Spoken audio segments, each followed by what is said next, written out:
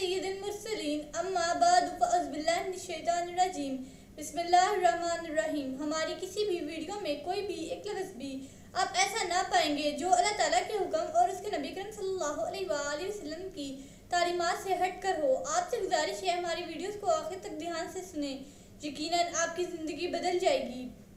حضرت عثمان اور لبید بن ربیعہ مشہور شاعر اکٹھے چل کر قریش کی ایک محفل میں آئے۔ لبید نے یہ مصرع پڑھا کہ بے شک ہر چیز اللہ تعالیٰ کے سوا فنا ہونے والی ہے۔ حضرت عثمان نے جواب دیا، تم نے سچ کہا ہے۔ پھر لبید نے کہا کہ ہر نعمت یقیناً مٹنے والی ہے۔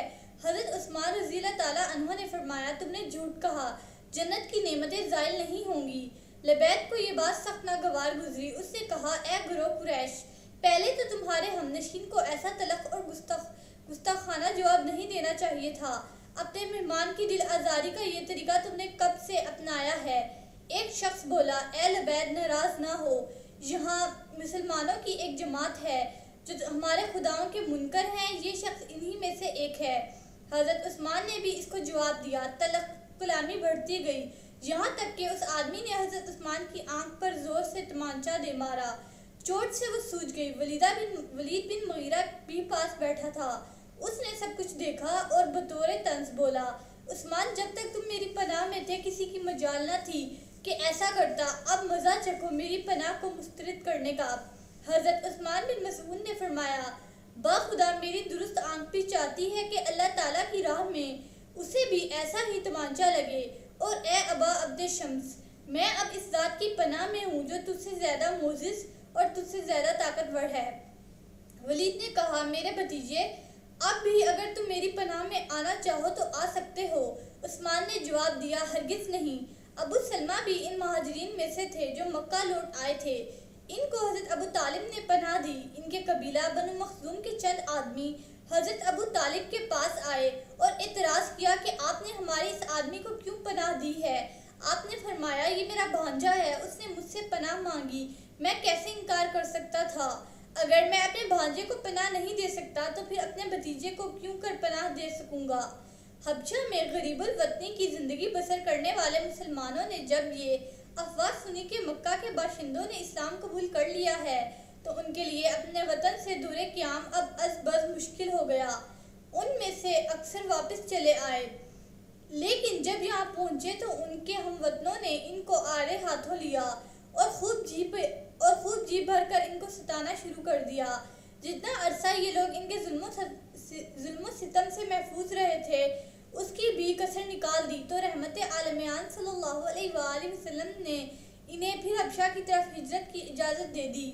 اللہ کے یہ بندے اس سرزمین کی طرف پھر روانہ ہو گئے جہاں وہ آزادی سے اپنے مالک حقیقی کی عبادت کر سکتے تھے۔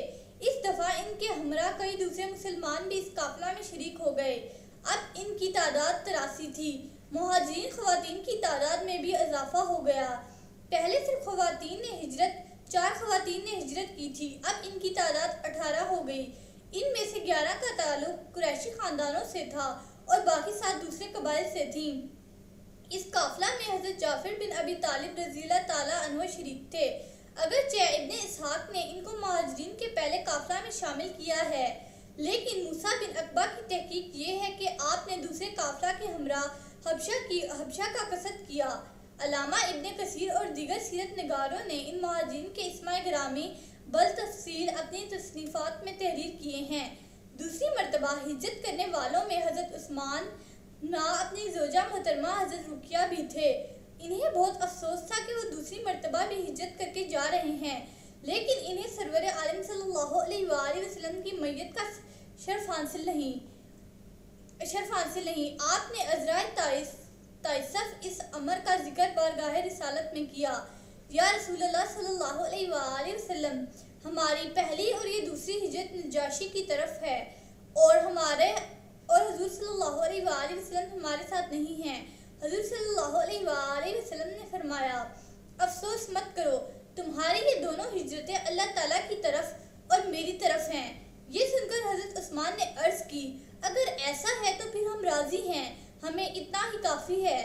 جب مسلمانوں کی اتنی بڑی تعداد مکہ کو چھوڑ کر حبشہ چلی گئی تو کفار مکہ کو بہت فکر لاحق ہوئی۔ ان میں ان کے عزیز و اقارب بھی تھے جن کی جدائی انہیں بڑی شاق گزر رہی تھی۔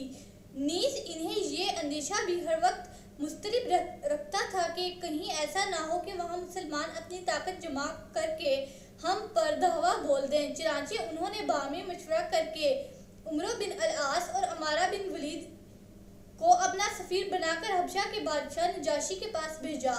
یہ دونوں سفیر بڑے زیرک اور سیاسی امور کے ماہر تھے۔ انہیں کہا کہ وہ نجاشی سے ملاقات کریں اور ہر ممکن طریقہ سے اس کو ایسا متاثر کریں کہ وہ ان لوگوں کو وہاں سے نکال دے اور مکہ آنے پر مجبور کر دے۔ اس سفارت کو مؤثر بنانے کے لیے انہوں نے بڑے نفیس اور گراں قیمت تحائف بھی انہیں دیے۔ بادشاہ کے لیے دیگر تحائف کے علاوہ ایک قیمتی عربی گھوڑا اور ایک بیش بہار ریشمی جبہ بھی بھیجا۔ بسم اللہ الرحمن الرحیم۔ صلی اللہ علیہ حبیبہ سیدنا محمد وآلہ وصحبہ وسلم۔ اس درود پاک کے بے شمار فوائد ہیں۔ اس درود پاک کو کثرت سے پڑھنے والے کو دین و دنیا میں کسی چیز کی کمی نہیں رہتی۔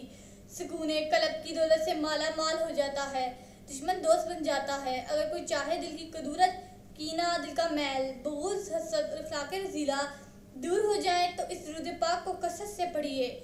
This درود has numerous benefits. There is no lack of anything in the religion and a word for reciters. Peace becomes rich with the wealth of the heart, and enemy becomes our friend. If anyone wants the darkness of heart, lies, anger, jealousy, dirt of heart, and ethical behavior get away, so recite this درود frequently. سیرت النبی صلی اللہ علیہ وآلہ وسلم کا یہ سلسلہ جاری رہے گا۔ حضرت محمد خاتم النبی صلی اللہ علیہ وآلہ وسلم کی حیات طیبہ کا ہر ایک پہلو بیان کیا جائے گا۔ آپ سے گزارش ہے ہمارے ویڈیوز کو دیکھتے رہیے۔ اللہ تعالی ہمارا اور آپ کا حامی و ناصر ہو۔